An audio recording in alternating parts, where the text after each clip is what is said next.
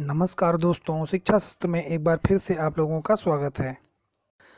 कल हमने पर्यावरण की सीरीज स्टार्ट की थी जिसमें कि 20 क्वेश्चन हमने किए थे। आज ये उसी पर्यावरण का पार्ट 2 है जिसमें हम आज फिर 20 क्वेश्चन करेंगे।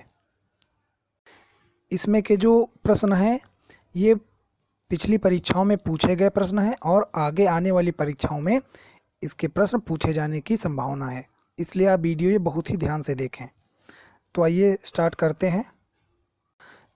तो कल हमने 20 तक कर लिए थे, आज 21 नंबर क्वेश्चन देखते हैं। 21 नंबर क्वेश्चन है, भारत और फ्रांस के सहयोग से संगठित अंतर्राष्ट्रीय सौर ऊर्जा गठबंधन का मुख्यालय कहाँ पे है?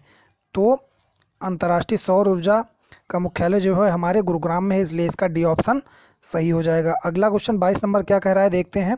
22 नंबर क्वेश्चन है, नाभिकीय ईंधन परिसर स्थित है। नाभिकीय ईंधन परिसर कहाँ पे स्थित है? तो नाभिकीय ईंधन परिषद हमारे हैदराबाद में स्थित है, तो इसका सी ऑप्शन सही हो जाएगा। आप 23 नंबर क्वेश्चन देखते हैं। 23 नंबर क्वेश्चन कह रहा है, कौन सा परमाणु विद्युत केंद्र सही सुमेलित नहीं है? इसमें कौन सा परमाणु विद्युत केंद्र देखना है सही सुमेलित नहीं है। ककरापारा जो है वो गुजरात में है, नरोरा एटॉमिक जो है वो हमारे उत्तर प्रदेश में ही है, कलपक्कम तमिलनाडु में है और रवत भाटा जो है वे महाराष्ट्र में नहीं है, इसलिए ये ऑप्शन इसका सही हो जाएगा, सी वाला। अब 24 नंबर क्वेश्चन क्या कह रहा है देखते हैं। निम्न देशों में कौन सा विश्व का पहला देश है जिसने भूमंडलीय तापन के प्रतिकरण के लिए कार्बन टैक्स लगाने का प्रस्ताव दिया था? तो जो कार्बन टैक्स लगाने का प्रस्ताव दिया था ये न्यूजीलैंड है, इसका डी ऑप्शन सही हो जाएगा। 1997 में जापान के क्योटो शहर में क्योटो प्रोटोकॉल के नाम से एक समझौता हुआ था जिसमें कार्बन टैक्स लगाने की बात कही गई थी, तो ये न्यूजीलैंड इसका ऑप्शन सही हो जाएगा। प्रस्ताव न्यूजीलैंड ने दिया था। अगला 25 नंबर क्वेश्चन क्या कह रहा है। 25 नंबर क्वेश्चन है, फ्लाई ऐश एक प्रदूषक है जिसकी प्राप्ति किससे होती है? जिसकी प्राप्ति पत्थर कोयला जलाने से होती है। फ्लाई ऐश तो कोयला जलाने से कैसे होती है? कोयला संचालित जो विद्युत संयंत्र होते हैं उसकी चिमनियों से फ्लाई ऐश को एकत्रित कर लिया जाता है। और फ्लाई ऐश में क्या क्या होता है? फ्लाई ऐश में सिलिका होती है, कार्बन डाइऑक्साइड होता है और कैल्शियम ऑक्साइड बहुत अधिक मात्रा में होता है। तो ये फ्लाई ऐश जो होता है पत्थर कोयला जलाने से प्राप्त होता है, तो इसका ए ऑप्शन सही हो जाएगा। अब 26 नंबर क्वेश्चन क्या है कह रहा है, सुमेलित नहीं है, इसमें देखना है इसमें कौन सा सुमेलित नहीं है, ये इसमें मिलान करना है। इटाई रोग जो है कैडमियम की अधिकता के कारण होता है, सही है ये। मिनीमाता रोग पारा की अधिकता के साथ होता है, जब पानी में पारा की अधिकता होती है उसको पी लेते हैं तो मिनीमाता रोग हो जाता है।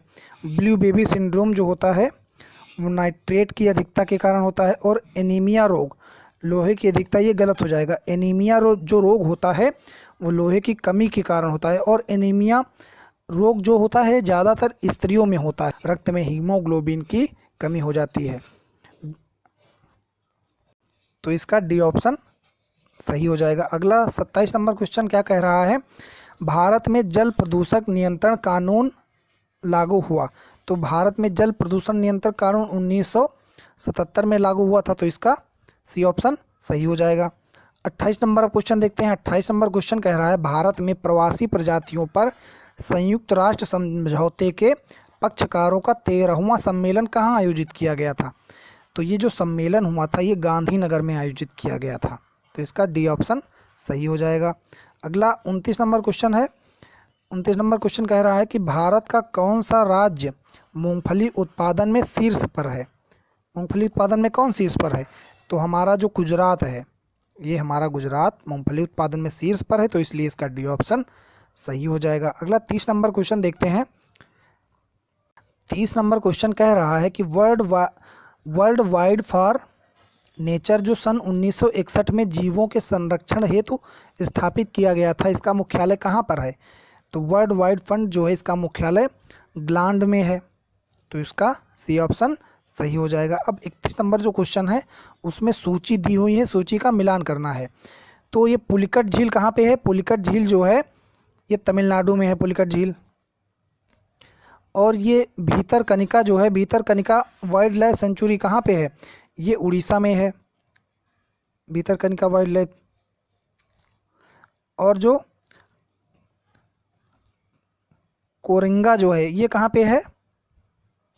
कोरिंगा आंध्र प्रदेश में है। अचरा रत्नागिरी कहाँ पे है? अचरा रत्नागिरी जो है ये महाराष्ट्र में है। तो पुलिकट पहले का चौथा, भीतरकनिका का दूसरा, और ये तो इसका बी ऑप्शन सही हो जाएगा। ये मिलान हो रहा है तो इसका ये बी ऑप्शन सही हो जाएगा। अगला क्वेश्चन देखते हैं। ये 31 नंबर क्वेश्चन था। अगला है 32 नंबर क्वेश्चन।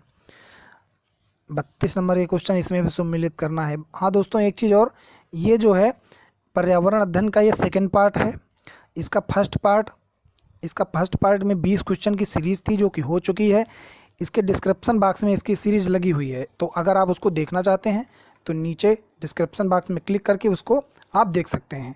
और अगर आप यूपीएसआई, यूपी पुलिस, यूपी लेखपाल या किसी भी कम्पिटिटिव एग्ज़ाम की अगर आप तैयारी करते हैं और साइंस का वीडियो अगर देखना चाहते हैं तो नीचे डिस्क्रिप्शन बॉक्स में क्लिक करके देख सकते हैं, और यूपी जीके का वीडियो नीचे डिस्क्रिप्शन बॉक्स में क्लिक करके देख सकते हैं। हमने साइंस में विटामिन्स का वीडियो और बहुत सारे टॉपिक हैं जिनका वीडियो बनाया हुआ है, जो कि बहुत आसानी से और ट्रिक के माध्यम से याद हो जाएंगे, तो आप एक बार उनको ज़रूर देखें।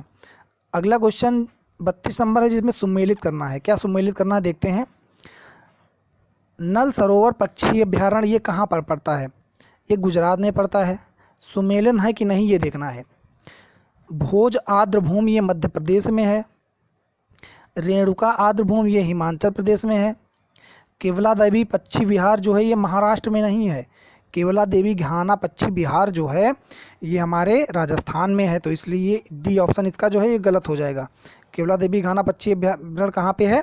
ये राजस्थान में है। इसको घाना के नाम से भी जाना जाता है। अब 33 नंबर क्वेश्चन।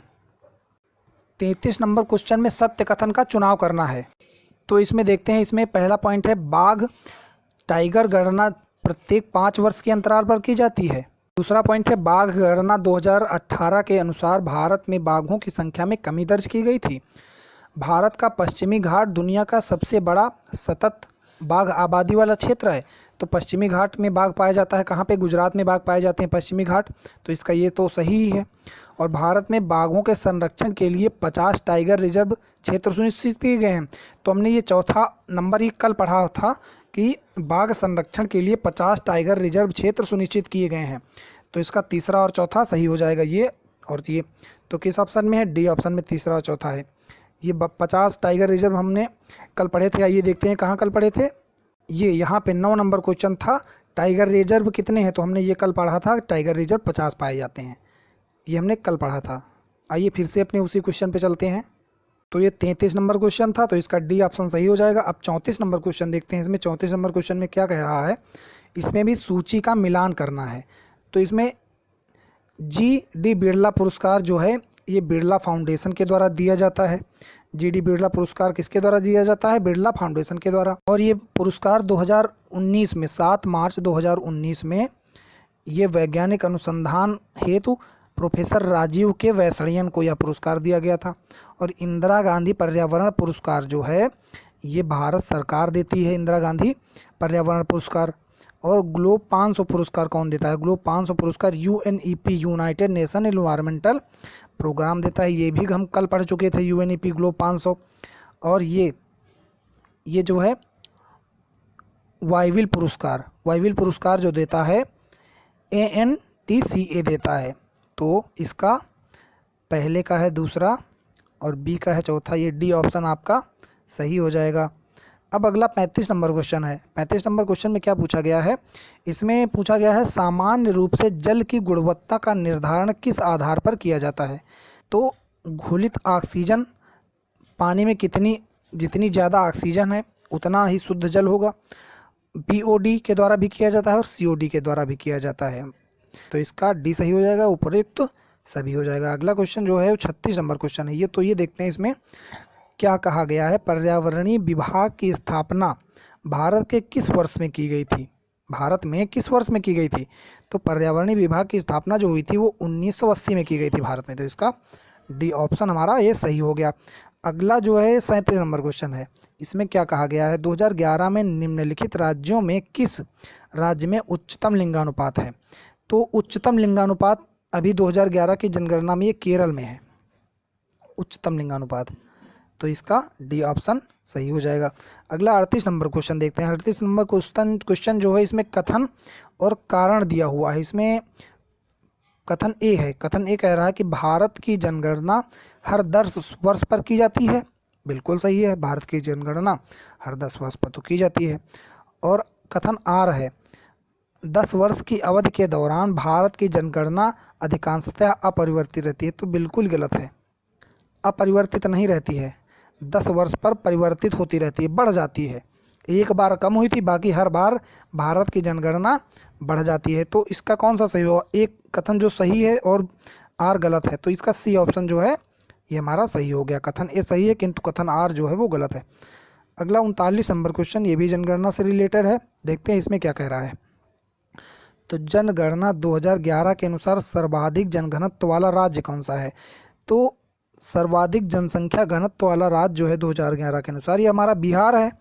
तो इसका ए ऑप्शन सही हो जाएगा। 40 नंबर जो क्वेश्चन है आज का लास्ट क्वेश्चन है। इसके बाद अगली सीरीज में हम फिर से 20 क्वेश्चन पढ़ेंगे।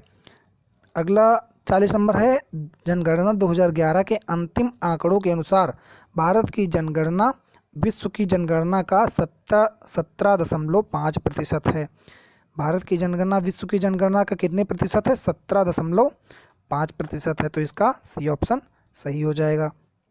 तो ये जो वीडियो था ये दूसरा वीडियो था पर्यावरण अध्ययन का, और पहला वीडियो जैसा कि बता दिया गया है कि डिस्क्रिप्शन बॉक्स में लग जाएगा, तो उस पर क्लिक करके आप देख सकते हैं। आगे भी इसके और बहुत सारे पार्ट आने वाले हैं जो कि इम्पॉर्टेंट क्वेश्चन पर्यावरण अध्ययन के होंगे। तो दोस्तों आप चैनल को सब्सक्राइब कर लें और बेल आइकन को प्रेस कर दें। अगर वीडियो अच्छा लगा हो तो ये दोस्तों को शेयर कर दें और लाइक करना ना भूलें। बहुत बहुत धन्यवाद दोस्तों।